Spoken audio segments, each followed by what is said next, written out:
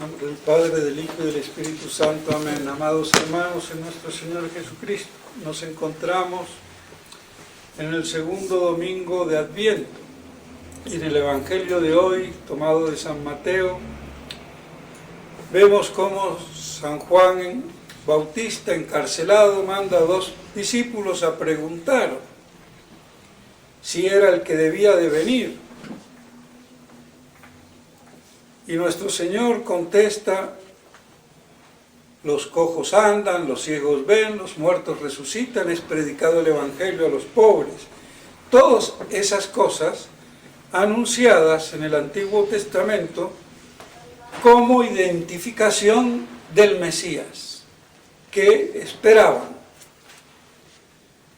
Y bienaventurado el que no se escandalice en mí.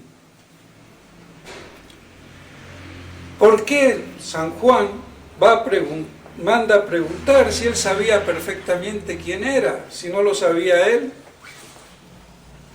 no podía ser el gran profeta que dice nuestro Señor que es. Desde que exultó en el vientre de su madre,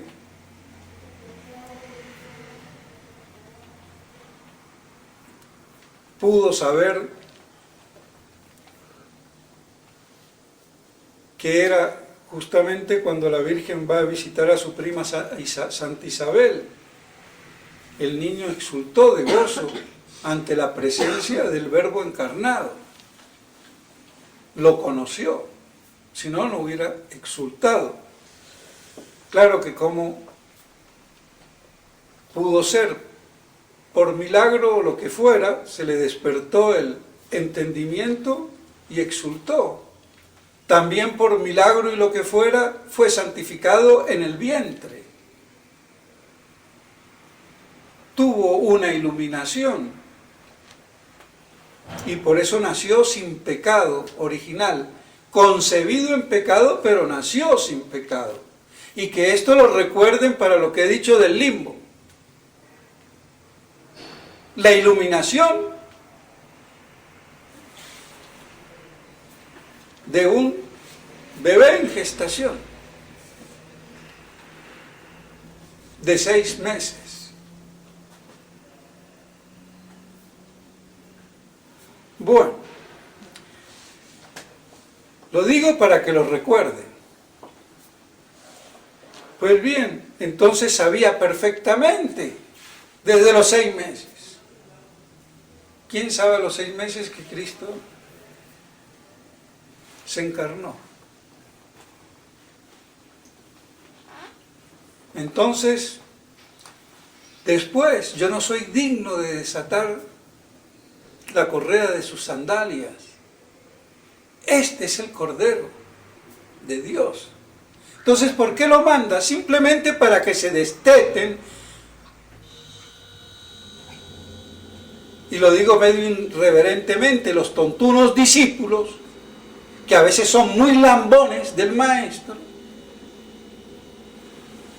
y los manda, bueno, id y ved, preguntad, para que se convenzan y sigan a Cristo, porque Él era el que lo anunciaba, su vocero, pero no era Él el Mesías era nuestro Señor. Entonces por eso lo hace, ni nada más, ni nada menos. No hay que buscar más explicación. Y bienaventurado del que no se escandalice de mí, que me reconozca como Mesías, Rey.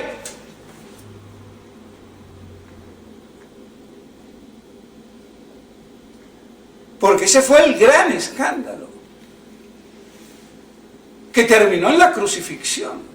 Y el gran escándalo de todo otro hombre que no cree en Cristo y lo vuelve a crucificar, lo odia, lo rechaza.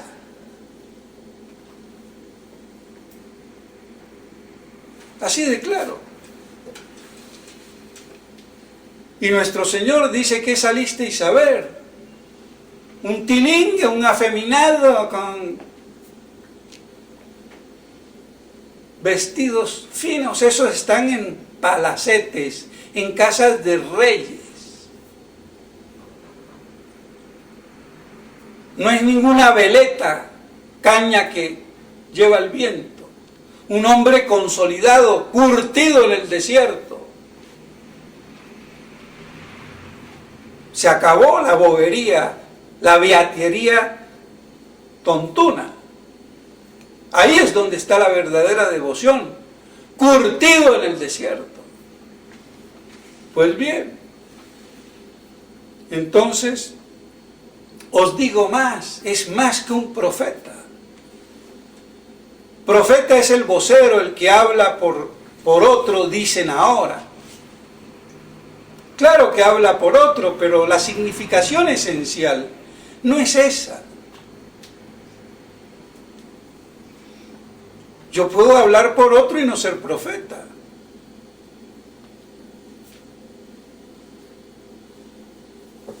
Pero la exégesis moderna se impone así. Y no tiene en cuenta lo que dice Santo Tomás. Más que por etimologías, por el contenido de la esencia o la sustancia de lo que es ser profeta o de lo que es la profecía. Y dice así entonces que hay un conocimiento en primer lugar y fundamentalmente.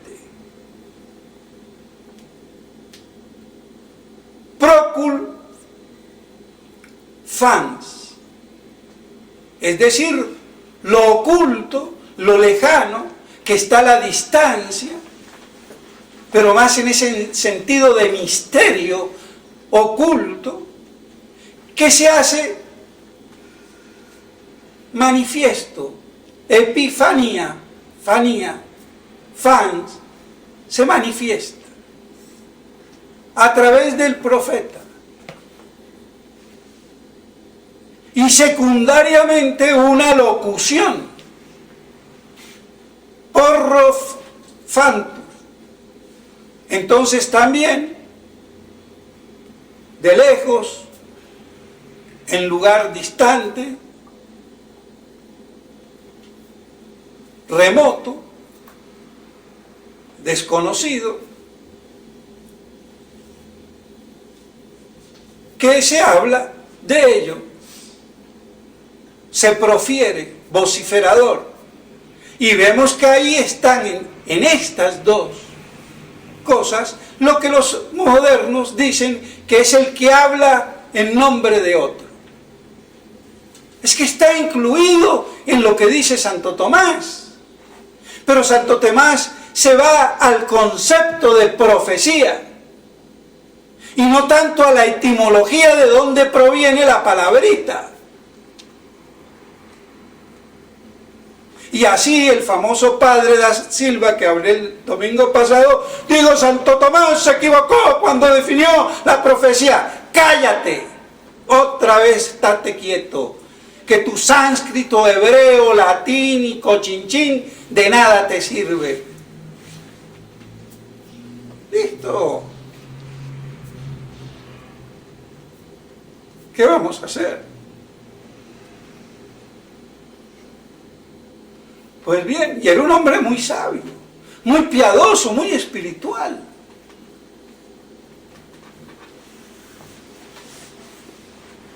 Pero así es el modernismo.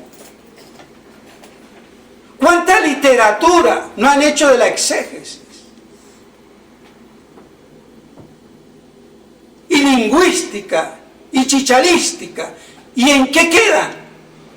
Una vez le fui a preguntar no sé qué cosa y me dio 20.000 significados. Y le digo, ¿y cuál de todos esos es?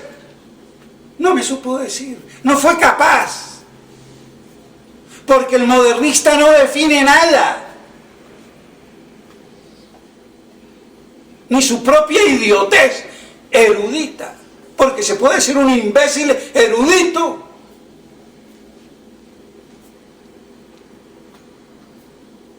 Así de claro, la erudición no es sabiduría. Es muy distinto ese conocimiento por las causas últimas y más elevadas, que dan profundidad al saber. Y por eso sabiduría, de sapiens, de sabor, que saborea las verdades en sus últimas causas, o primeras, si quieren, que las explican. Pues bien, entonces, como profeta,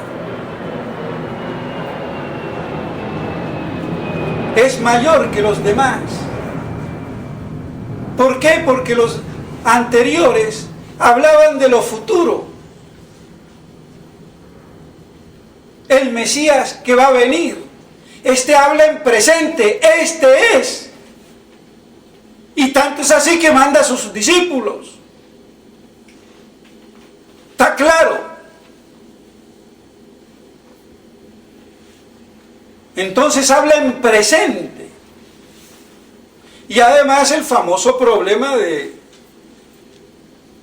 el santo más grande del Antiguo Testamento, como santo, porque como profeta era el profeta más grande de la primera venida de nuestro Señor, como San Juan, otro Juan, que Juan dicen que significa el pleno de gracia o misericordia o amor de Dios, que es el gran profeta del Apocalipsis, segunda venida, y Moisés el gran profeta del Antiguo Testamento, y nuestro padre Abraham el gran patriarca en la fe de hierro que tuvo, que iba a asesinar a su hijo Isaac, porque Dios,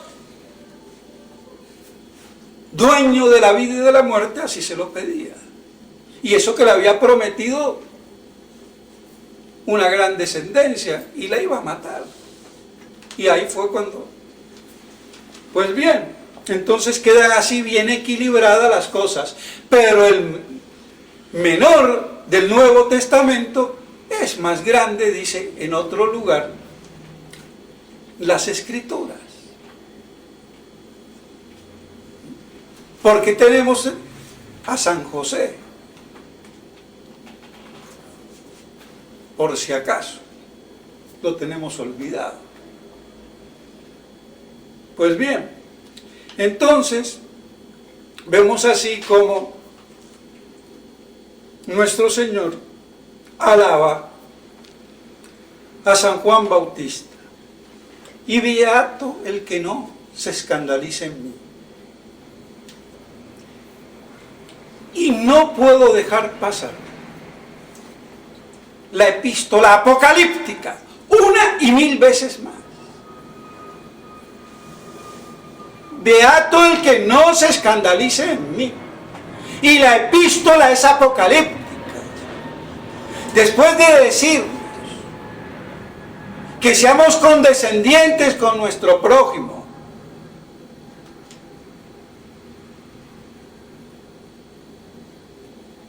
nos habla de la esperanza. ¿Y de la esperanza de qué? De lo prometido. ¿En qué? ¿En quién? En aquel que va a ser, que va a gobernar las naciones y los pueblos, todos del universo. Y eso es repetida una, dos y tres veces. Y encima con Isaías la flor de Jesé. Entonces no solamente para los judíos, y en ese sentido fue ministro de la circuncisión para los antiguos ritos, pero también para los que no son circuncidados, está esa gran promesa. Y la voy a leer porque nos olvidamos.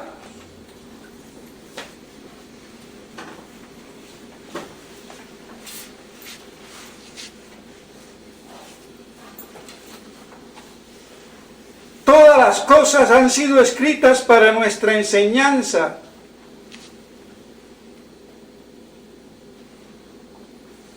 para consolación y perseverancia que dan las Escrituras, y la esperanza que da.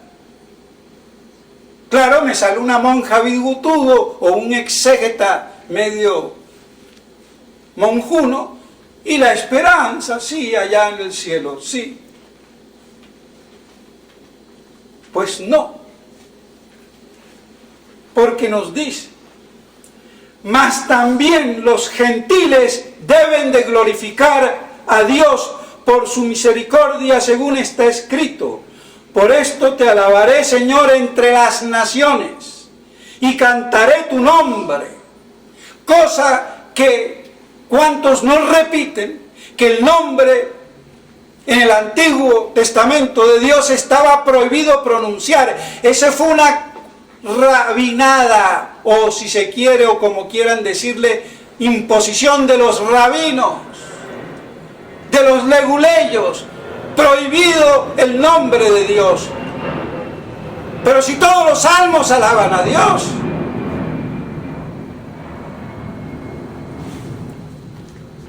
Y los católicos, que eso digan los judíos, bueno, y del Antiguo Testamento. Pero los teólogos católicos repitan la misma estupidez. Otra cosa es que yo no profane el nombre de Dios. Pero no están todos los salmos alabando las magnificencias de la obra de Dios. ¿En qué quedamos? Pero así se tergiversa la glorificación a Dios.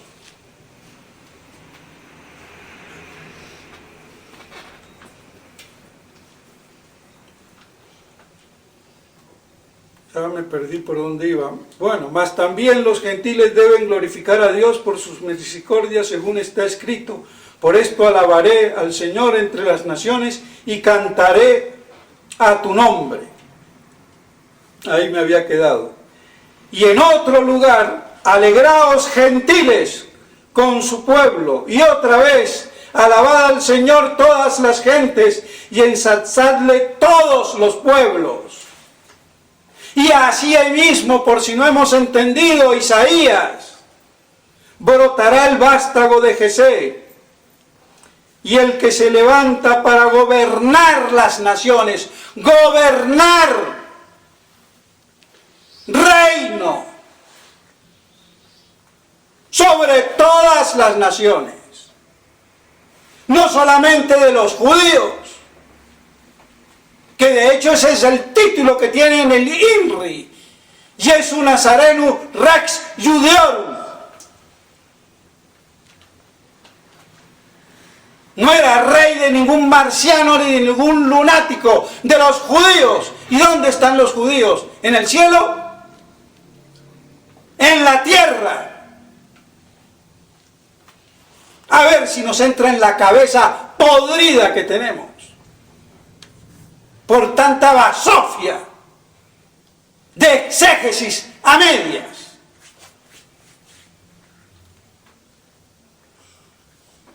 Entonces la flor de Jesé se levanta para gobernar las naciones, en él esperan las gentes, los gentiles.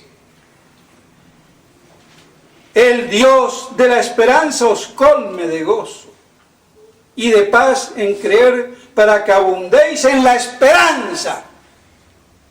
La esperanza esta del reino sobre todos los pueblos y naciones, incluidos los judíos convertidos.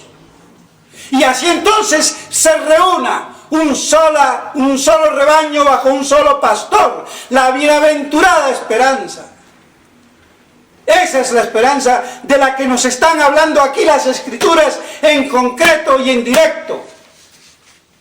Otra cosa es que no lo querramos admitir, pero el que no lo quiera admitir, le advierto que no es católico.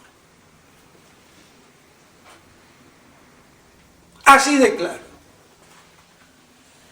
Entonces vemos cómo se concatena. Último domingo del año litúrgico, primer domingo del año litúrgico y en el segundo domingo del año litúrgico en Adviento. Y eso que debemos de estar pensando en la Navidad. Pero es que la Navidad queda inconclusa, y la vez pasada dije inconcusa, que es todo lo contrario. Una L, una Y, ¿cómo cambian? Inconcuso e inconcluso. Queda el reino inconcluso. Si se opera en el cielo y aquí en la tierra, Santas Pascuas, se acaba todo sin más. Esa es la exigencia. Y vemos aquí cómo es la gran esperanza de judíos y de gentiles. Por eso habla de la circuncisión. Pero no es solamente para los judíos, también para las naciones de los gentiles. Que los judíos debían, llevando el cetro, hacer conocer a los gentiles. ¿Y qué hicieron? Lo mataron. Todo lo contrario. Lo que hacemos ahora, lo que hace el Vaticano corrupto de hoy, la Roma pagana prostituida, donde se sienta el anticristo religioso y pontifica.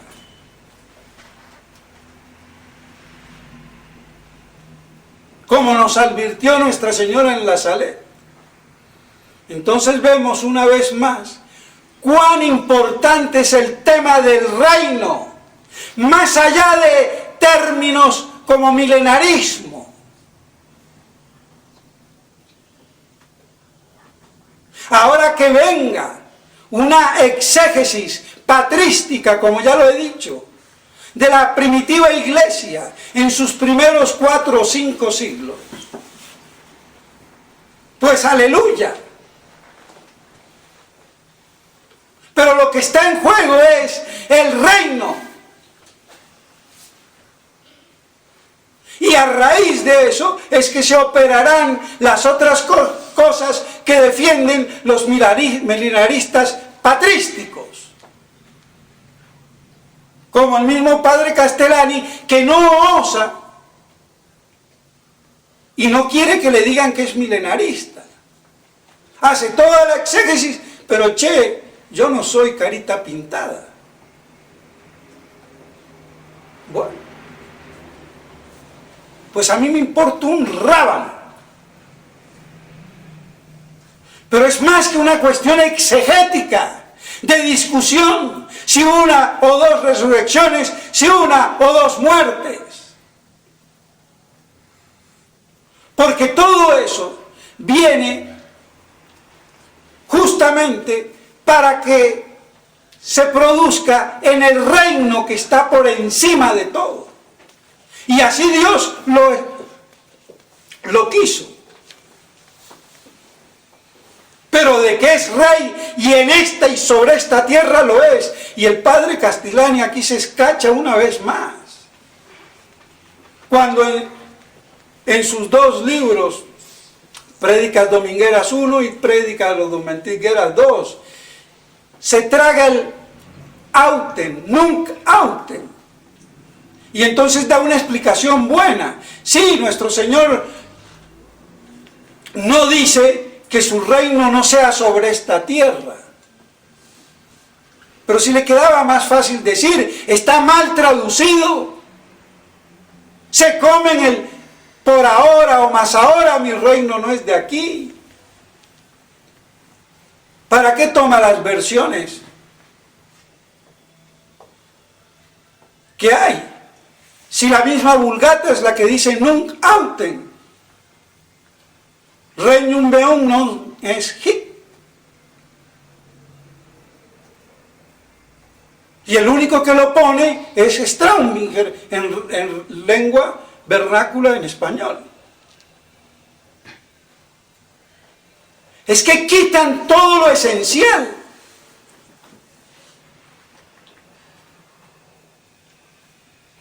A concluso le ponen una L y inconcluso y dijeron lo contrario.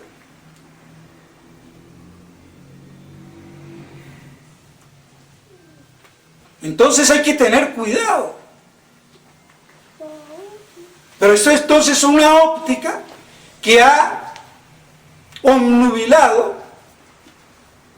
o más bien obscurecido, toda la interpretación durante casi 2000 años. Claro que esto no fue hasta los primeros 5 siglos de la Iglesia.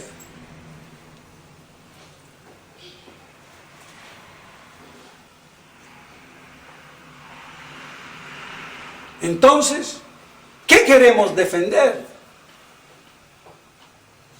Y ese es el problema que tienen hoy los que quieren ser tradicionalistas y combatir el modernismo, que es allá donde está el enemigo. No lo olvidemos. No los curitas imbéciles, tusistas o no tusistas o de lo que sea.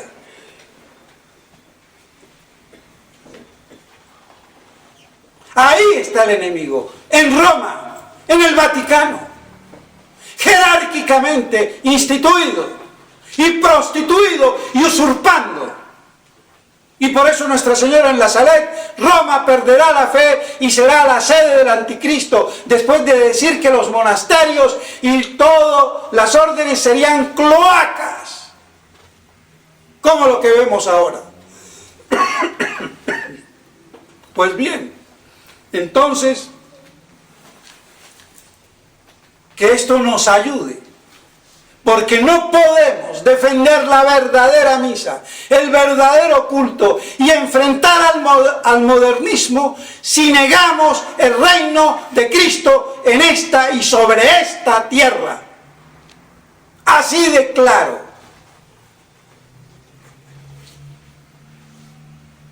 Y el que ignora no puede impugnar.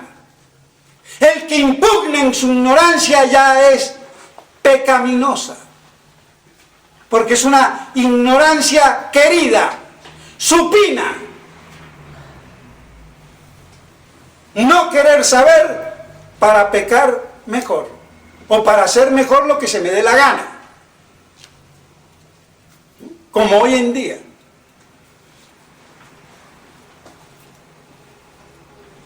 Pues bien, mis estimados hermanos, no me quiero alargar, no sé si ya me alargué o no, pero que esto nos quede claro. Entonces vemos cómo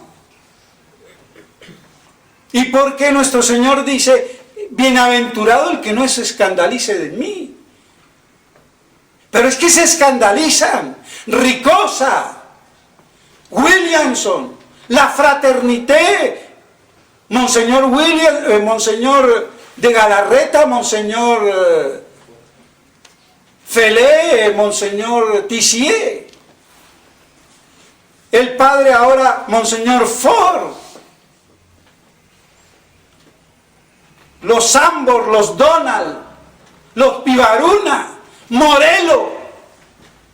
Es que me los cargo a todos.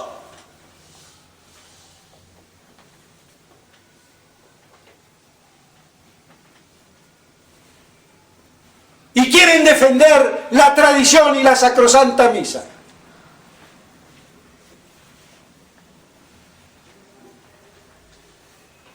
Ese fue, perdónenme, la gran laguna y el error.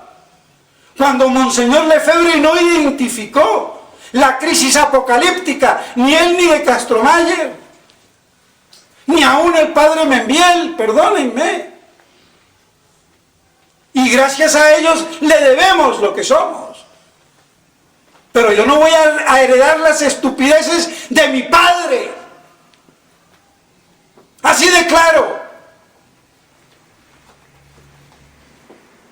Porque uno no es un hijo lambón, idiota. Uno hereda lo bueno.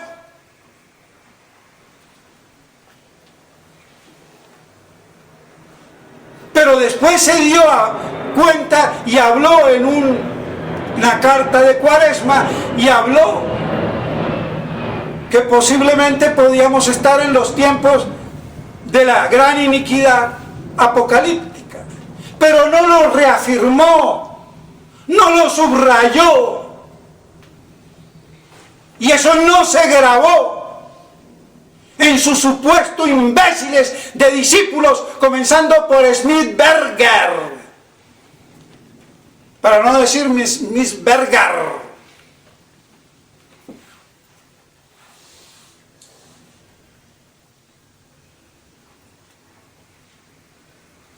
Entonces las cosas como son.